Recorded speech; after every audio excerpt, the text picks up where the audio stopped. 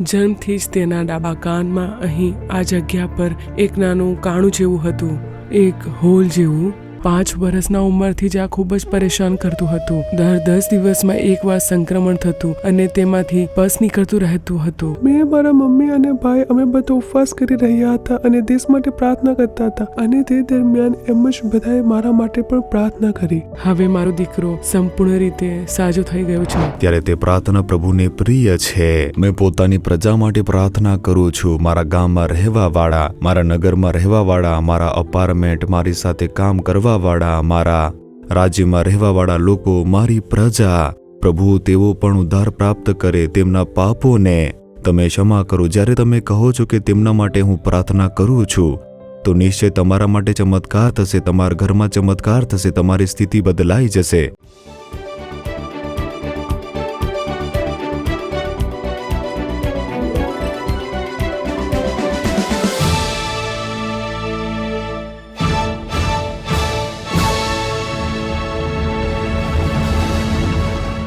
ખ્રિસ્તમાં મારા પ્રિયજનો, આપણા ઉદ્ધારકર્તા ઈસુ ખ્રિસ્તના નામમાં તમને પ્રેમભર્યું નમસ્કાર. તમારો અદ્ભુત સમય આ કાર્યક્રમના દ્વારા તમને મળીને અમને ખૂબ જ ખુશી થઈ છે. જ્યારે ઈસુ મસીહ આ દુનિયામાં રહેતા હતા, તેમણે લોકોની પરિસ્થિતિ જોઈને તેમના પર દયા કરીને અનેક ચમત્કારો કર્યા. તે જ ઈસુ ખ્રિસ્ત આજ પણ જીવિત છે અને સતત હમણાં સુધી અનેક ચમત્કારો કરતા આવ્યા છે. તે તમારા માટે પણ ચમત્કાર કરશે. તમે વિચારતા હશો કે મારી સમસ્યા, મારી બીમારી ખૂબ જ મોટી છે, કોઈ મારી મદદ ના કરી શકે, એવું તમે વિચારી શકો છો. પરંતુ ઈસુ ખ્રિસ્ત તમારા માટે ચમત્કાર કરવા તૈયાર છે. વિશ્વાસની સાથે આ કાર્યક્રમ જોવો. હવે બહેન ચંદ્ર ફાતિમા પોતાના દીકરાના 13 વર્ષથી ચાલી રહેલ કાનની સમસ્યાને પ્રભુએ કેવી રીતે સાજાપણું આપ્યું તે આપણે જોશું. તેના પછી આપણા પ્રિય ભાઈ મોહનસિંહ લાજરસ પરમેશ્વરનો સંદેશો આપશે અને તમારા સાજાપણા માટે પ્રાર્થના કરશે. કાર્યક્રમ જોતા રહો. આ છે તમારો અદ્ભુત સમય.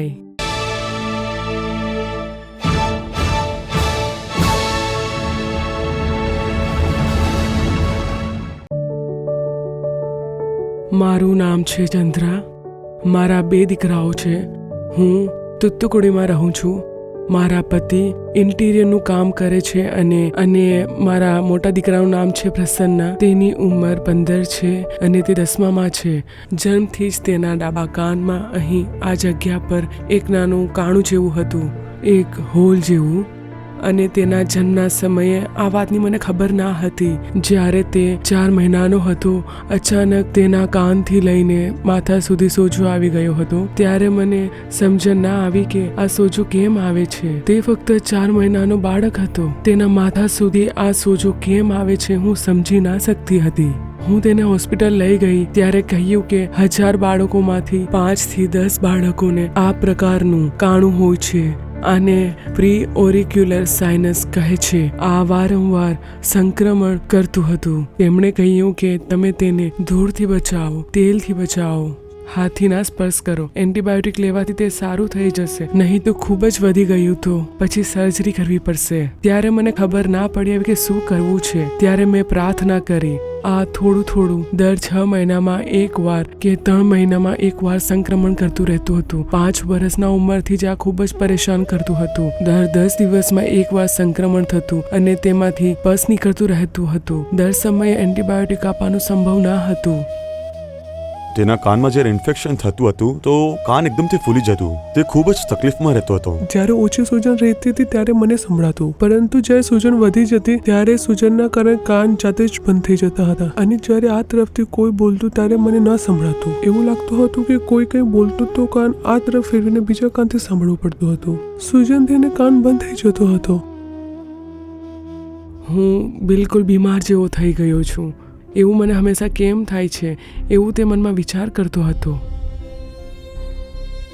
અને તે સમયે કોરોના લોકડાઉનમાં અમે લોકો ઘરે સાથે બેસીને આવો પ્રાર્થના કરે કાર્યક્રમ જોતા હતા. ત્યારે મોહનસિંહ લાજરસ અંકલે કહ્યું કે આવો દેશના માટે પ્રાર્થના કરીએ, પરમેશ્વર તમને સંભાળશે. મેં, મારા મમ્મી અને ભાઈ અમે બધા ઉપવાસ કરી રહ્યા હતા અને દેશ માટે પ્રાર્થના કરતા હતા અને તે દરમિયાન એમ જ બધાએ મારા માટે પણ પ્રાર્થના કરી. પ્રાર્થના શરૂ કર્યા પછી અમે વિચાર્યું કે હવે અમે દવા, ડ્રેસિંગ, કાન સાફ કરવાનું જેવી બાબતો વિશે વિચારવું પણ ના જોઈએ. અમે કહ્યું પ્રભુના હાથમાં અમે તેને સોંપી દીધું. ત્યારે મેં બધી જ દવાઓ અને સામાન બધું ફેંકી દીધું અને વિશ્વાસ કરવાનું શરૂ કર્યું કે પ્રભુના હાથથી મારા દીકરાને છુટકારો મળી ગયો છે. હું સતત પ્રાર્થના કરતી રહી કે મારા દીકરાને સંપૂર્ણ છુટકારો મળે. થોડા દિવસો પછી લોકોએ પૂછ્યું કે તેના કાનમાં સૂજન છે કે પીડા છે. ત્યારે મને સમજ પડી, હા, આટલા દિવસથી કંઈ નથી થયું. પછી મમ્મીના કહેવાથી મને સમજ પડી કે મને આ સમસ્યા હતી પણ હવે નથી. હવે મારો દીકરો સંપૂર્ણ રીતે સાજો થઈ ગયો છે. તેના કાનમાં જે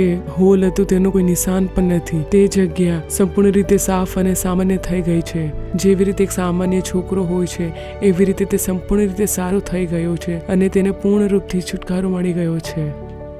હવે આ કાર્ડ પર ના પરું છે ના સૂજન છે. હવે કંઈ નથી. હવે મેં પરમેશ્વરની કૃપાથી સારો છું. જન્મથી લઈને 13 વર્ષ સુધી તેના કાનની જે સમસ્યા હતી તેનાથી સંપૂર્ણ છુટકારો આપવા માટે પરમેશ્વરનો ખૂબ ખૂબ ધન્યવાદ.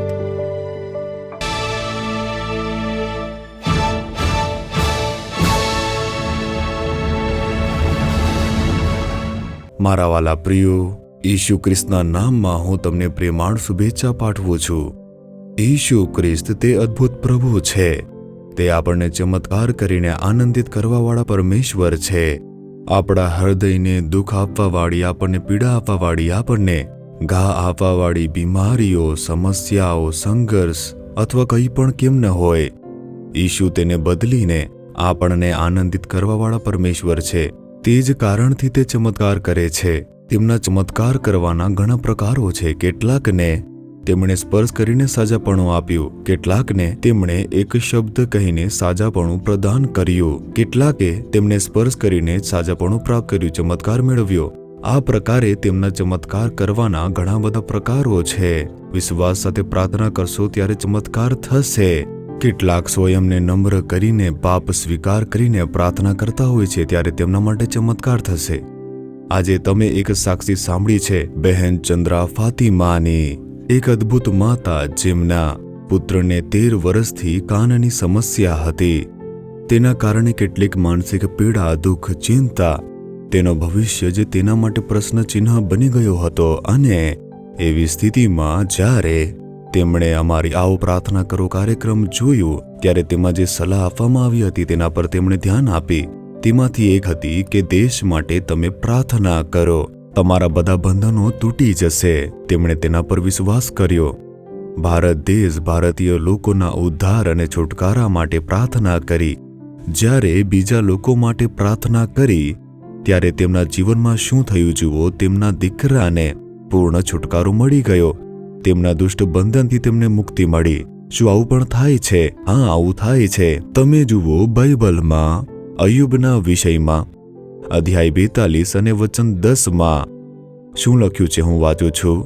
જ્યારે અયુબે પોતાના મિત્રોને માટે પ્રાર્થના કરી ત્યારે યહોવાએ તેની દુર્દશા ફેરવી નાખી. હવે અયુબ કઈ વાતથી દુઃખી હતા? બીમારીના કારણે તેમનું શરીર ફોડા અને ગુમડાથી ભરાઈ ગયું હતું. ત્વચા રોગ, તેની ત્વચા કઠણ થઈને ફાટી ગઈ હતી. તેમાંથી લહુ નીકળતું હતું. ખૂબ જ દુઃખ, હાનિ અને કેટલીક સમસ્યા હતી. તો આવી દુઃખદ સ્થિતિમાં તે બેસેલો હતો. જુઓ, તેમના માટે કપડાં પહેરવાનું પણ ઘણું મુશ્કેલ હતું. શરીર ગુમડા અને ફોડાથી ભરાયેલું હતું. એટલા માટે તે રાખ ઉપર જ બેસી શકતો હતો. રાખ નાખીને તેના ઉપર બેઠો રહેતો હતો. આવી સ્થિતિ એક કેદની સ્થિતિ હતી. બીમારી, હાનિ, નુકસાન, અપમાન, પીડાની કેદમાં તે ફસાયેલો હતો. તો જુઓ, તેમના મિત્રો આવે છે. તેમણે વિચાર્યું કે તે તેમને દિલાસો આપશે, પરંતુ તેમણે તેને દોષી ઠરાવવા જેવી વાતો કરી કે તમે કોઈ પાપ કર્યું હશે એટલા માટે તારી સાથે આવું થયું છે. આવું કહીને તેણે તેને દોષી ઠરાવવા જેવી વાતો કરી અને દુઃખ આપ્યું. એટલા માટે અયુબ ખૂબ જ પીડિત થયો. પ્રભુ તે બધું જ જોઈ રહ્યા છે. તે પોતાને ધર્મી માનીને ઘમંડથી વાતો કરી રહ્યા હતા, પરંતુ પરમેશ્વરે કહ્યું, તમારી ઉપર મને ક્રોધ આવે છે. તમે ખોટી વાતો કરી રહ્યા છો, ઘમંડથી બોલી રહ્યા છો, સમજદારીથી નથી બોલી રહ્યા. તમે જે વાતો કહો છો તેના માટે હું તમારો ન્યાય કરી શકું છું. તમે લોકોએ ભૂલ કરી છે, તમારા પાપ માટે હું દંડ આપીશ. આવું કહ્યું તો તરત તેઓ ડરી ગયા, કેમ કે પરમેશ્વર ન્યાયી છે. બીજા વિશે બોલવું, બીજા લોકોનો ન્યાય કરવું જોઈને તેઓ ચૂપ રહેતા નથી. તે ચૂપ રહેવાવાળા પ્રભુ નથી. તે શાંત રહેશે, પરંતુ એક સમય આવશે જ્યારે તે બોલશે કે તમારા ઉપર મને ક્રોધ આવે છે.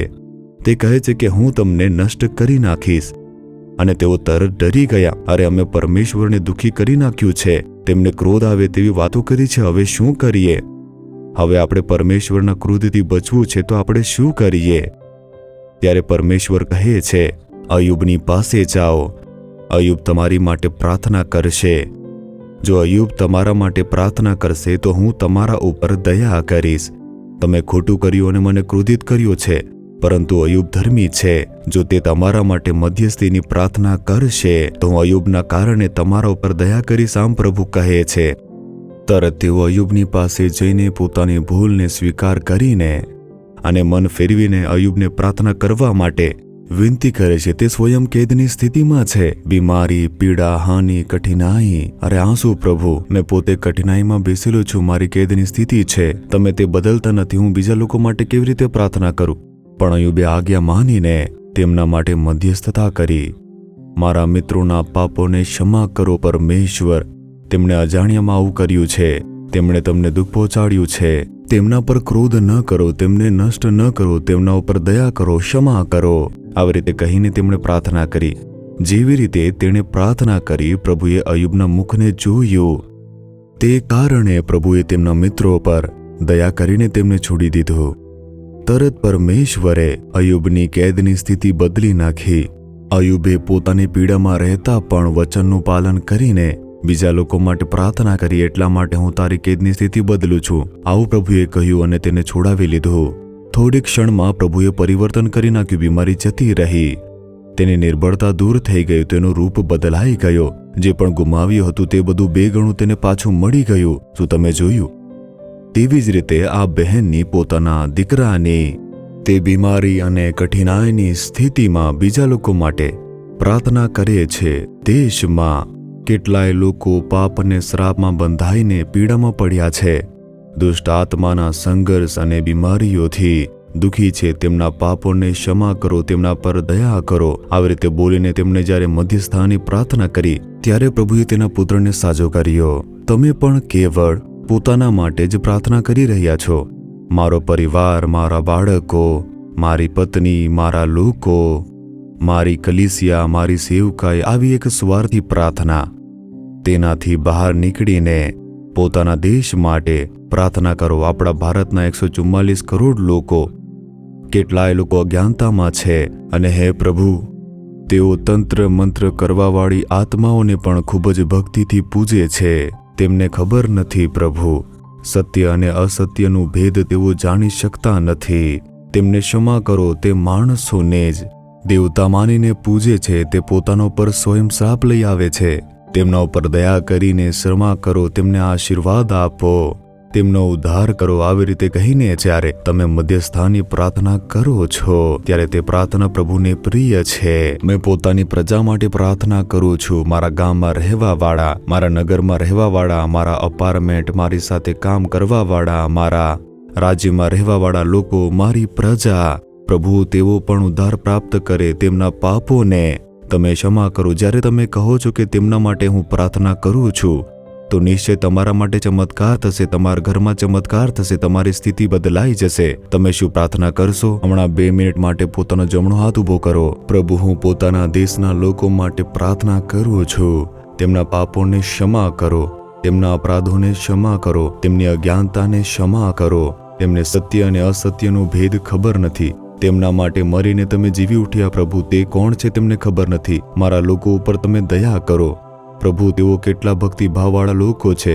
કૃપયા ક્ષમા કરો, તમે દયા કરો, તમે સ્વયં પોતાને પ્રગટ કરો અને તેમનો ઉદ્ધાર કરો. તે પણ સત્યને જાણી શકે તેના માટે તમે કાર્ય કરો. એના માટે અમે પ્રાર્થના કરીએ છીએ. જે પણ આવી રીતે પ્રાર્થના કરી રહ્યા છે, દેશ માટે, બીજા લોકો માટે આવી રીતે પ્રાર્થના કરે છે, તે પ્રત્યેક લોકો માટે ચમત્કાર થાય.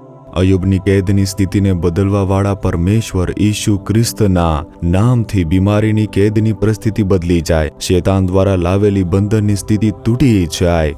ભય પીડા ચિંતાની કેદની સ્થિતિ બદલાઈ જાય, હાનિ નુકસાન બાધાની કેદની સ્થિતિ પૂર્ણ રીતે બદલાઈ જાય, ચમત્કાર થઈ જાય, હમણાં સાજાપણું મળે, ઈસુ ખ્રિસ્તના નામથી આશીર્વાદ મળે. Amen amen. પ્રભુએ ચમત્કાર કર્યો છે. વિશ્વાસ સાથે ચમત્કારની પ્રતીક્ષા કરો. પ્રતિદિન બીજા લોકો માટે વિશેષ સમય કાઢીને પ્રાર્થના કરો. જ્યારે તમે આવું કરશો, પ્રભુ તમને લગાતાર આશીર્વાદ આપતા રહેશે. આમેન. અમારા પ્રિયજનો, શું તમે કાર્યક્રમ જોયો? અમારો વિશ્વાસ છે કે આ કાર્યક્રમ તમારા માટે આશીષ રહ્યો હશે. તમે જે ભલાઈ અને સાજાપણું પ્રાપ્ત કરો તેમના વિશે અમને જરૂરથી કહેજો. પ્રભુની કૃપા તમારી સાથે સર્વદા બની રહે. Amen. For further details and prayer support, contact Jesus Redeems Ministries, Nallumavadi, Tuticorin District, 628211. Our phone number 04435454545. Email info@jesusredeems.org. Our website www.jesusredeems.com. God bless you.